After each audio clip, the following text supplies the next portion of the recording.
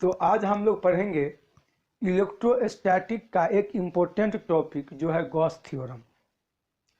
तो Gauss theorem को समझने के लिए हम लोग को कुछ क्वांटिटी को समझना होगा, जिसमें से पहला क्वांटिटी है एरिया वेक्टर, दूसरा है सॉलिड एंगल और तीसरा है इलेक्ट्रिक फ्लक्स। तो सबसे पहले एरिया वेक्टर को समझ लेते हैं।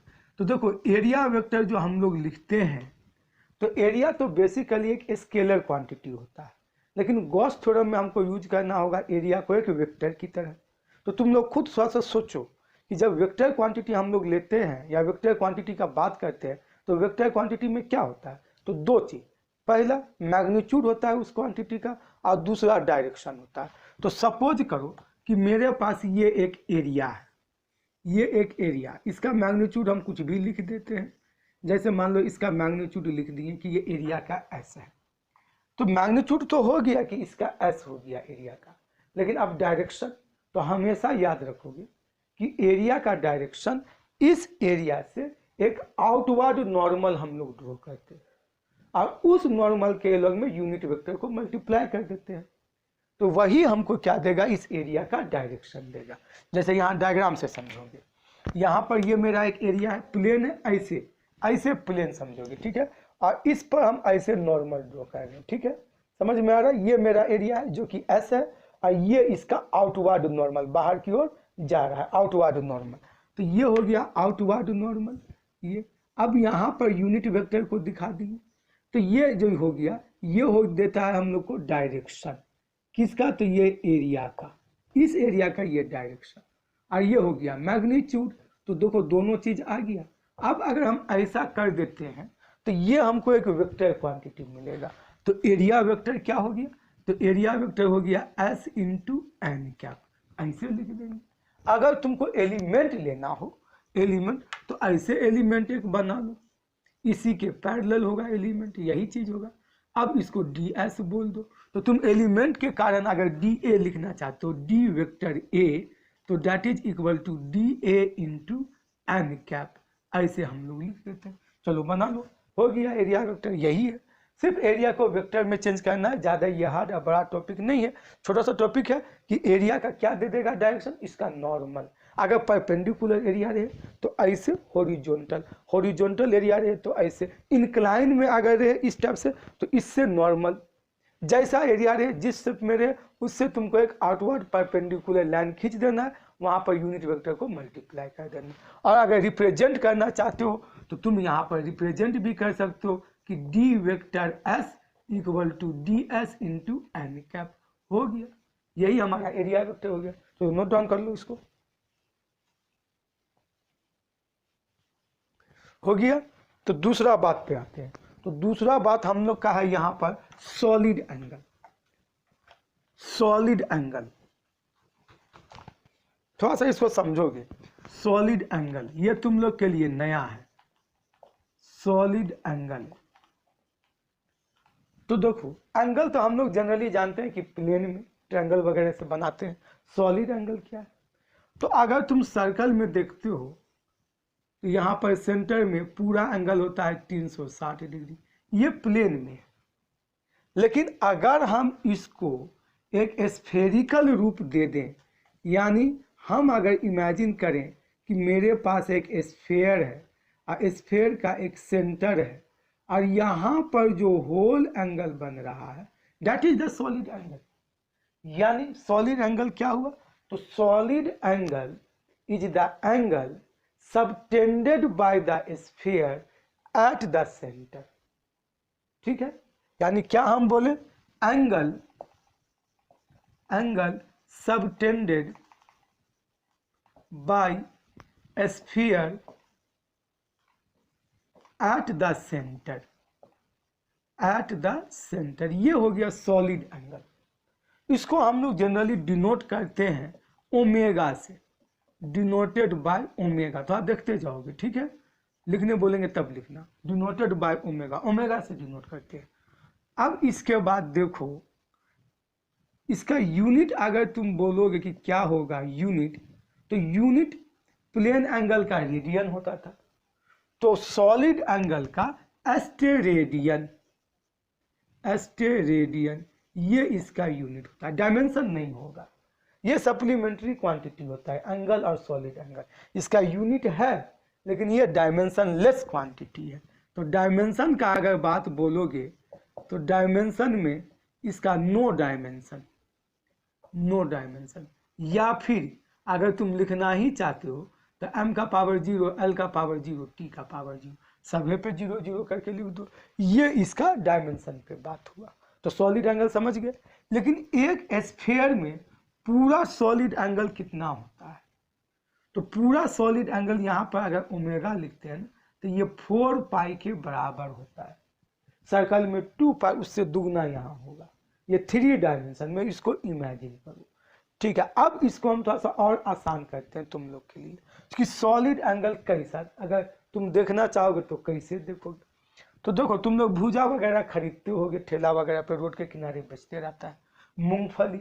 मूंगफली खरीदते हो तो मूंगफली तुमको एक पेपर लेता है और इस टाइप से वो एक कोन बना देता है पेपर का, और तुमको जो है इसमें मूंगफली भर के दे देता है। तो ये जो एंगल है ना, यही एंगल हुआ सॉलिड एंगल।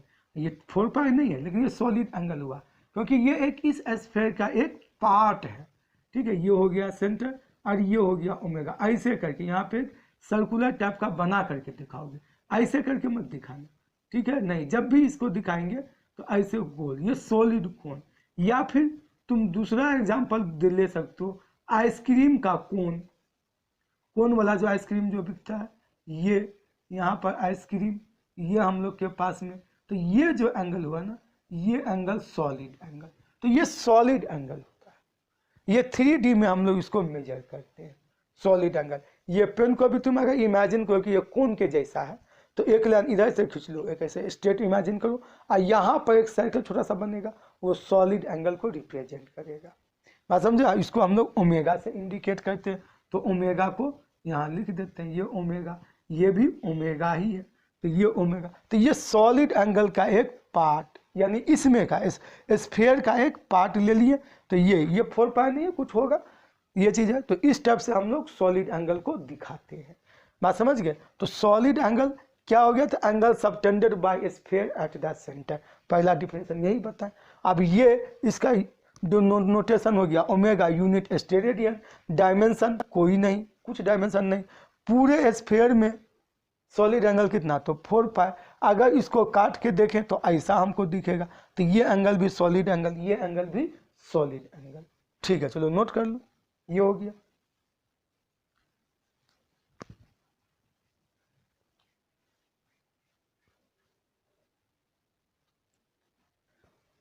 हो गया। चलो अब आते हैं इलेक्ट्रिक फ्लक्स पर। इलेक्ट्रिक फ्लक्स पर, इलेक्ट्रिक फ्लक्स हम लोग किसको कहते हैं? इलेक्ट्रिक फ्लक्स,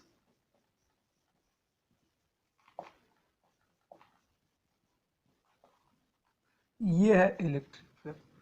तो देखो, पहला चीज जानो, फ्लक्स का मीनिंग होता है काइंड ऑफ फ्लो, या फ्लो ही तुम समझ लो। ठीक है, सम काइंड ऑफ फ्लो भी इसको बोलते हैं, एनी काइंड ऑफ फ्लो भी बोलते हैं। नहीं ज्यादा टेंशन लेना चाहते हो तो सिंपली फ्लो ही बोल दो। फ्लक्स मतलब यही होता है। तो फ्लक्स का जो एक्चुअल मीनिंग है, ये some kind of flow, some kind of flow. तो ध्यान से समझोगे। ठीक है, ये some kind of flow, flow है, इसी से इसका हम डिफिनेशन निकाल देंगे। ठीक है, अब देखो ये कैसा क्वांटिटी है? तो फ्लक्स जो होता है ना, ये स्केलर क्वांटिटी होता है, ये वेक्टर क्वांटिटी नहीं होता है। लेकिन स्केलर क्वांटिटी है, लेकिन 2 वेक्टर का ये प्रोडक्ट निकलेगा, देखोगे अभी। तो डॉट प्रोडक्ट होगा 2 वेक्टर अगर है तो, ऐसे ही समझ लो कि स्केलर क्वांटिटी अगर है, अगर वेक्टर क्वांटिटी में अगर ये आएगा तो अगर 2 वेक्टर होगा तो डॉट प्रोडक्ट होगा, ये चीज़ है। तो ये हो गया हमारा स्केलर क्वांटिटी। ठीक है, यूनिट वगैरह भी देखेंगे। अब इसको हम लोग रिप्रेजेंट करते हैं फाई से, और नीचे में ऐसे ई लिख देते हैं। क्यों? तो फ्लक्स देखो बहुत चीज के कारण होता है। हम लोग यहाँ पढ़ रहे हैं फ्लक्स ड्यू टू इलेक्ट्रिक या इलेक्ट्रिक फ्लक्स, तो इसलिए यहाँ सफिक्स में हम लोग ई लिख देते हैं। ये इसका समझो फ्लक्स का सिंबल बोल सकते हो या फिर नोटेशन बोल सकते हो कि फाई ई से इसको डिनोट करते हैं। अब ये है क्या, तो देख लेते हैं। हम क्या बोले हैं, it is some kind of flow, किसी भी तरह का flow, it is some kind of flow. तो इसको हम लोग बोलते क्या है, फ्लक्स को। तो इट इज द, देखोगे, it is the number of electric lines of force, electric lines of force passing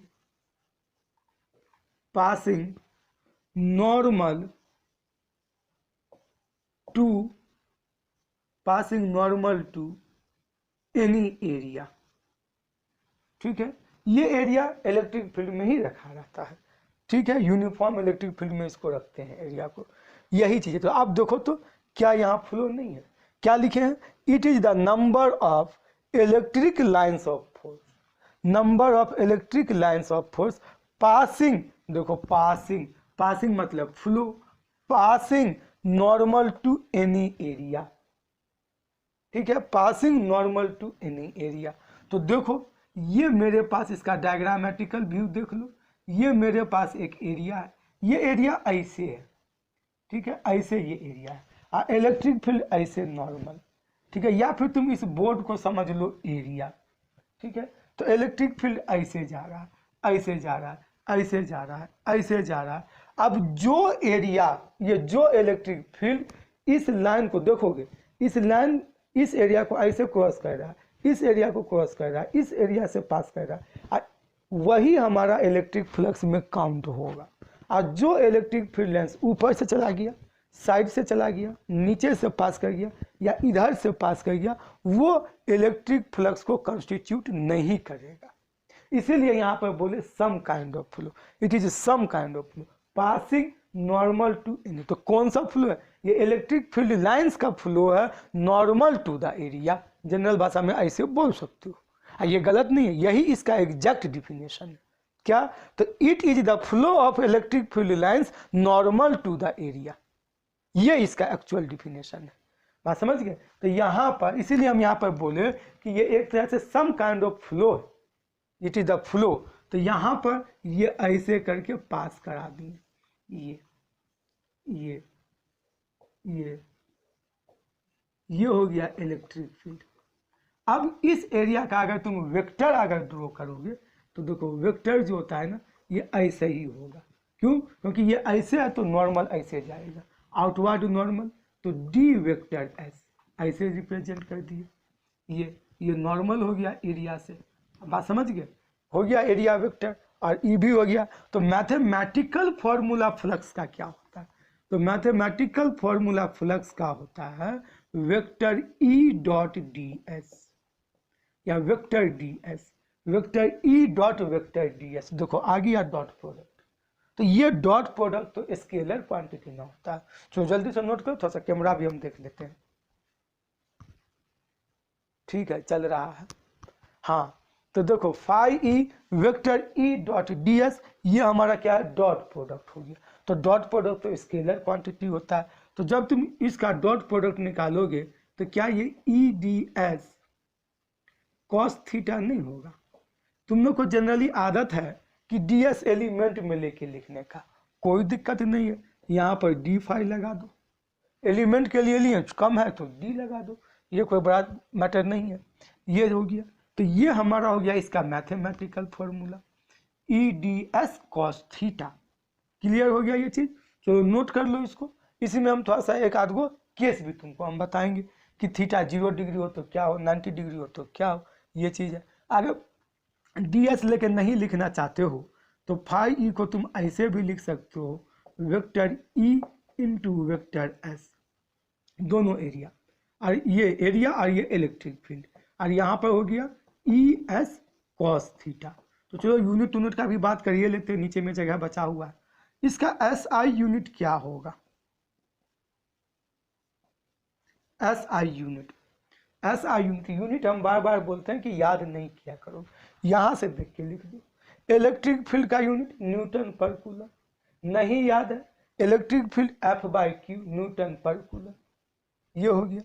और ये एस है तो मीटर स्क्वायर, एरिया है ना, एरिया का मीटर स्क्वायर, तो Newton metre square per coulomb, ये इसका एसआई यूनिट है।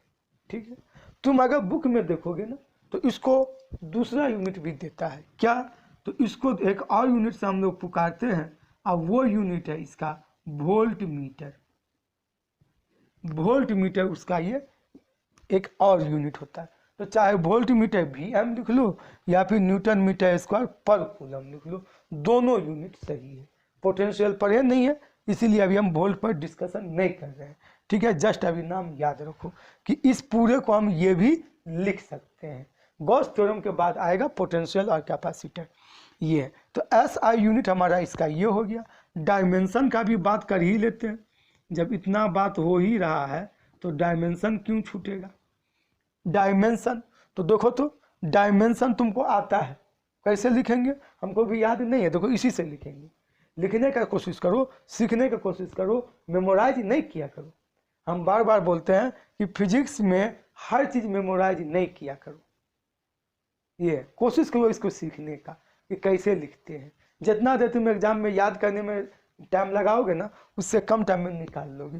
देखो तो फोर्स 11 से पढ़ते आ रहे हो, तुम लोग को सबको याद है कि फोर्स का डायमेंशन क्या है। फोर्स का डायमेंशन है mL/-2। मीटर स्क्वायर का डायमेंशन L²। नीचे में कूलम का डायमेंशन AT। बोलो किसको ये चीज याद नहीं है? ये सबको याद है, बात समझ गए। अब इसको क्या करना है, तो सिंप्लीफाई कर देना है। M ऊपर में है और कुछ नहीं है तो M ही लिखेंगे। ठीक है, L है और यहाँ L² है तो L³ लिख देंगे। यहाँ T है नीचे में और यहाँ T⁻⁻2 है, तो ये जब ऊपर जाएगा तो क्या हो जाएगा, T⁻⁻3 हो जाएगा। तो ये हो गया T⁻⁻3 और ये हमारा A है तो ऊपर जाएगा तो A⁻⁻1। तो ये इसका डायमेंशन mL⁻3 T⁻⁻3 A⁻⁻1। चलो नोट करो इसको।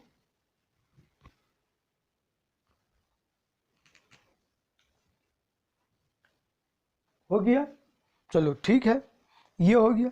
इंटीग्रेशन के फॉर्म में अगर लिखना चाहे, इंटीग्रेशन के फॉर्म में तो यहीं से देख लो। इंटीग्रेशन के फॉर्म में φE हम लोग लिखते हैं ऐसे, ये और ये वेक्टर E.ds ऐसे लिखते हैं। तो देखो ये हम क्यों बता रहे हैं, क्योंकि तुम लोग जब बुक में देखते हो ना ये वाला फॉर्मूला, तो इसको देख करके कंफ्यूज रहते हो कि आखिर ये इंटीग्रेशन में ऐसे क्यों गोल बना दिया है और यहाँ S लिखा हुआ है। तो देखो इस S का मतलब होता है सरफेस, ये S सरफेस के लिए स्टैंड करता है, और ये जो सर्कल है ना ये क्लोज्ड के लिए, क्लोज्ड। तो अगर मान लो ये लिखा हुआ है तो ये तो सरफेस इंटीग्रल है, तो सरफेस इंटीग्रल में भी कैसा, तो क्लोज्ड सरफेस इंटीग्रल। याद रखना कि जब भी क्लोज सरफेस इंटीग्रल को दिखाएंगे इंटीग्रेशन में तो ये सिंबल, ये इसका मतलब क्लोज्ड, इसका मतलब सरफेस। तो क्लोज सरफेस इंटीग्रल, क्लोज क्यों बोले, तो इसलिए कि ये वही इलेक्ट्रिक फील्ड लेंस को काउंट करेगा जो इस एरिया से पास करेगा, जो बाहर से पास करेगा वो काउंट नहीं होगा, इसीलिए क्लोज्ड फिगर लिया गया। ये अगर यहाँ पर वॉल्यूम लिखा रहे ऐसा ही गोल तो वॉल्यूमेट्रिक या वॉल्यूम इंटीग्रेशन, तो वॉल्यूम कैसा, क्लोज्ड वॉल्यूम, हर तरफ से बंद रहे ये चीज। तो ये इस टाइप से हम लोग दिखा देते हैं, बात समझे। बाद बाकी तुम नहीं भी लिखोगे तो चलेगा, ये एरिया ही का इंटीग्रेशन, ये याद रखने के लिए। और सही तरीका ऐसे कि एक्चुअल में क्या होता है, तो ऐसे होता है एरिया का इंटीग्रेशन या सरफेस का इंटीग्रेशन, तो ऐसे लिखना चाहिए। आदत डालो ये सब लिखने का। तो ये है, तो इंटीग्रेशन के फॉर्म में तुम लिखो तो इसी को इंटीग्रेशन के फॉर्म में ऐसे लिख दो। एलिमेंट दिया रहेगा, ds निकाल लेंगे, इंटीग्रेट कर देंगे, हो गया। और ये देखो सब रूप इसका लिख दिए, इंटीग्रेशन छुटा हुआ था तो ये भी लिख दिए, यूनिट वगैरह डायमेंशन वगैरह। अब इसमें किसी को कोई दिक्कत नहीं होना चाहिए। चलो क्वेश्चन बनाते हैं। हाँ, केस इसका एगो छूट रहा है, केस को पहले डिस्कस कर लेते हैं। केस 1 इलेक्ट्रिक फ्लक्स का।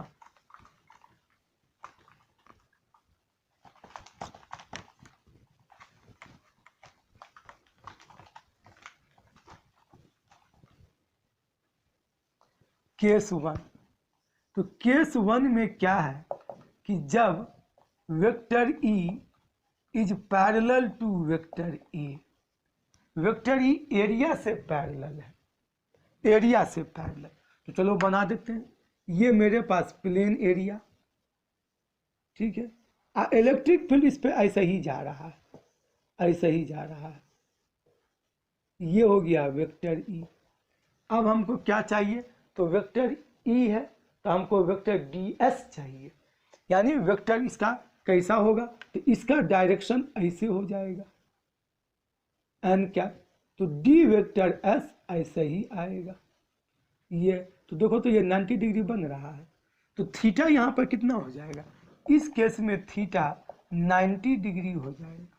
तो जब थीटा 90 डिग्री हो जाएगा तो हम लोग फाई को लिख सकते हैं ई, यहाँ ए दिए हैं तो चलो यही से लिखते हैं, ई ए कॉस थीटा। तो ई ए कॉस थीटा, तो थीटा है 90 डिग्री, तो फाई ई इक्वल टू हो जाएगा ई ए कॉस 90 डिग्री।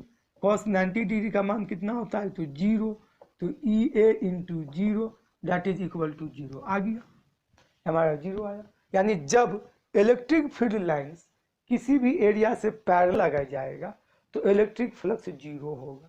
ये इमेजिन भी कर सकते हो, रियलाइज कर सकते हो, इमेजिन भी छोड़ो, रियलाइज। तुम देख सकते हो क्या बोला गया कि area passing normal to the, ये electric field lines passing normal to the area, जब पैरेलल रहती तो एरिया को ऊपर से जा सकता है, एरिया के नीचे से जा सकता है, एरिया के साइड से जा सकता है, एरिया को क्रॉस कैसे करेगा, तो वैसे ही तो ये 0 है। ये नहीं भी लिखेंगे तब भी ये 0 है। आप जैसे सपोज कर लो, जैसे मान लो ये हम ऐसे कॉपी लिए, ये अब इलेक्ट्रिक फील्ड ऐसे जा रहा है, ऐसे जा रहा है, एरिया थिकनेस तो है नहीं, तो नीचे ऊपर से क्रॉस कर रहा है, लेकिन इसको तो क्रॉस नहीं कर रहा है एरिया को, तो इसको क्रॉस नहीं कर रहा है, तो इलेक्ट्रिक फ्लक्स बना कहाँ से, तो बना ही नहीं इलेक्ट्रिक फ्लक्स। बात समझे, ये चीज़ है। तो वैसे भी बोल सकते हो कि सर इसमें तो पास कर ही नहीं रहती, तो 0 है, तो 0 तो है ही। लेकिन यहाँ से अगर देखना चाहें तो तुम यहाँ से भी देख सकते हो कि ये 0 है। ठीक है, चलो आगे का बात करते हैं। केस 2, केस टू में क्या है कि जब vector E perpendicular to area है, vector E perpendicular to area, यही है, ऐसे करके एरिया बना लिए, एरिया, और यहाँ से नॉर्मल जा रहा है इलेक्ट्रिक फील्ड लाइन, ये नॉर्मल, ये नॉर्मल, तो हमारा ये ऐसे है, तो एरिया वेक्टर भी तो ऐसे ही जाएगा। ये हो गया वेक्टर ई, और यहाँ से वेक्टर ये एन कैप दे दिए, और वेक्टर ए या वेक्टर डी एस, जो लिखना है लिखो। ये तो ये और ये दोनों पैरेलल नहीं हो, ये देखो, तो दो पैरेलल लाइन के बीच में एंगल कितना बनता है, तो थीटा इक्वल टू बन जाएगा 0 डिग्री। इस केस में फाई ई इक्वल टू क्या हो जाएगा, तो ई ए कॉस थीटा हो जाएगा। थीटा कितना है, तो 0 है, तो ई ए कॉस 0 डिग्री, तो दैट इज इक्वल टू ई ए, तो फाई ई इक्वल टू ई ए। इस केस में आ गया, यही चीज़ है। तो नोट करो, ये दो केस है, इंक्लाइंड रहेगा थीटा एंगल से तो ई ए कॉस थीटा ले लेंगे। सवाल लिखेंगे, जल्दी से इसको नोट करो।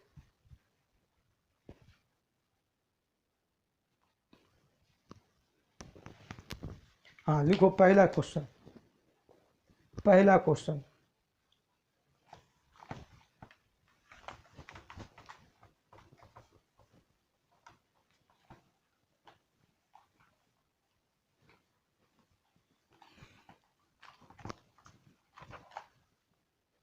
तो दिया हुआ क्वेश्चन में a surface of area, a surface of area 5j meter square is placed in a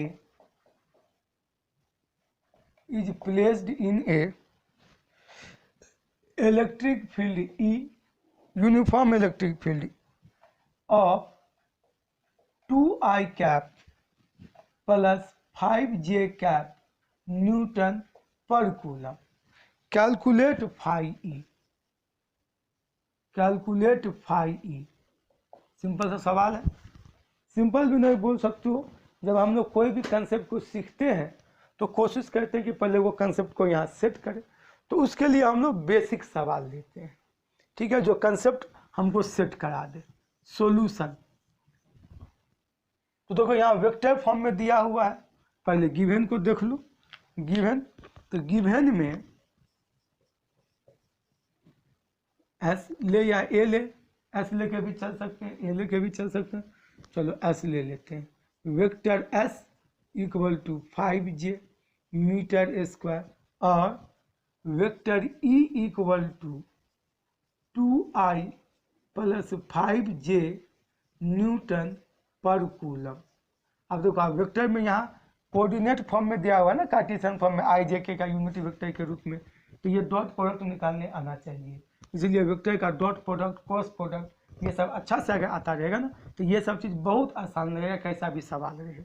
तो phi E equal to vector E dot vector S, हालांकि डॉट प्रोडक्ट हमारा एसोसिएटिव, कम्यूटेटिव ये सब होता है, एस डॉट ई भी लिख देंगे तो सही है, स्केलर क्वांटिटी है, तो ई के जगह पर लिख देंगे 2i cap plus 5j cap और यहाँ पर डॉट 5j कैप, ठीक है, इसका unit Newton metre square per coulomb. अब देखो हम लोग क्या जानते हैं वेक्टर में, I dot J, I cap dot J cap 0 होता है, तो ये आई कैप डॉट जे कैप 0, तो 5 2 10 जो, इसका तो कहानी खत्म। J dot J, J cap dot J cap equal to 1 होता है, तो इसमें कितना हो जाएगा 5 5 25 Newton metre square per coulomb. आ गया दूसरा सवाल, चलो देखो दूसरा सवाल, कैलकुलेट ई, ये calculate phi E for which vector A equal to, हमको दिया हुआ है 10j cap metre square in a uniform electric field, uniform electric field vector E equal to 2i cap plus j cap minus 8k cap. Phi को calculate करना है, तो solution में क्या हो जाएगा, तो देखो सॉल्यूशन में सेम यही सवाल है, सिर्फ इसको थोड़ा सा आगे बढ़ाया है।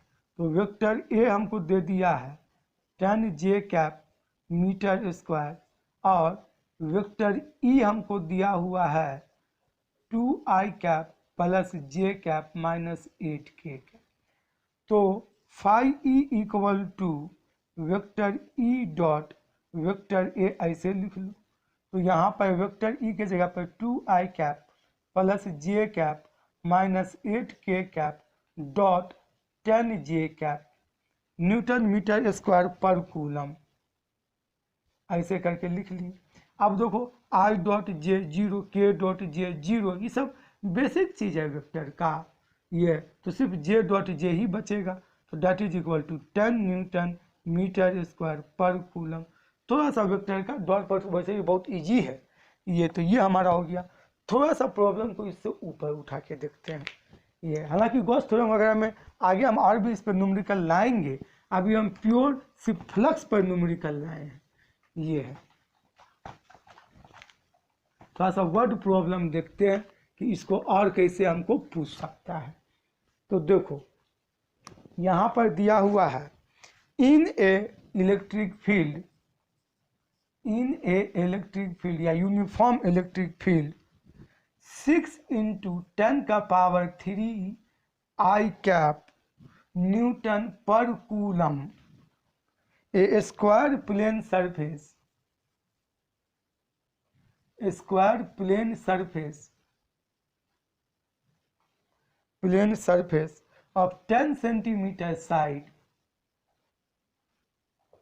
10 centimetre side is placed parallel to YZ plane, parallel to YZ plane. Calculate phi E,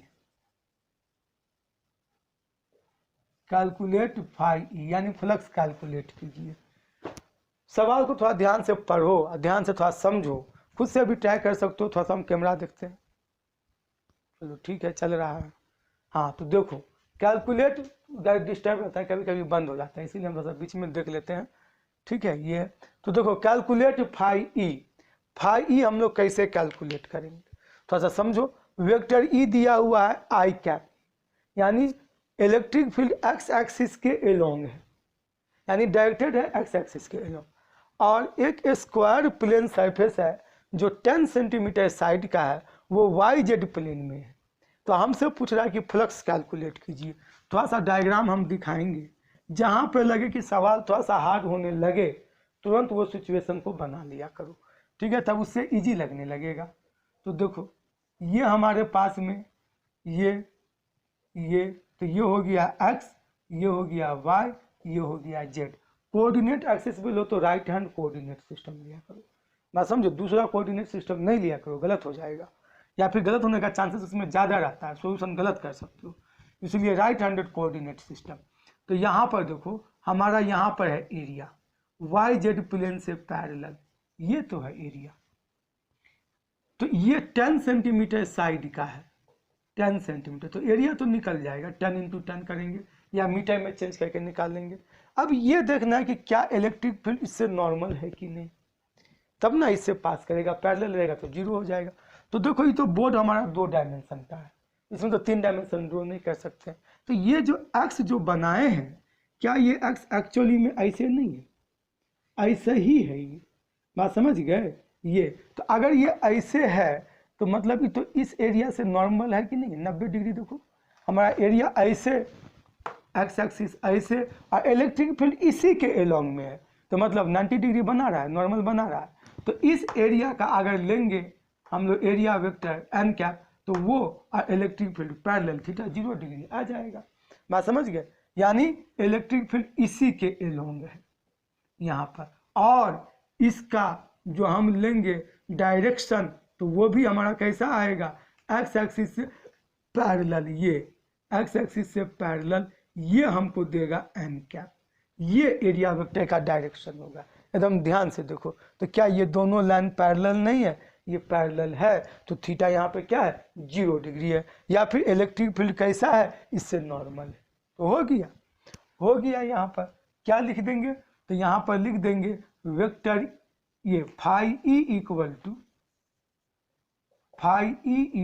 to क्या लिख देंगे, 6 इंटू 10 का पावर 3 आई कैप इंटू एरिया, इसको मीटर में कर दिए 0.1 इंटू 0.1, और ये आई कैप लिखोगे Newton metre square per coulomb, ये हो गया। अब इसको सॉल्व कर लो, तो 6 इंटू 10 का power 3 into 0.1 into 0.1 newton metre square per coulomb, तो फाई ई इक्वल टू हो जाए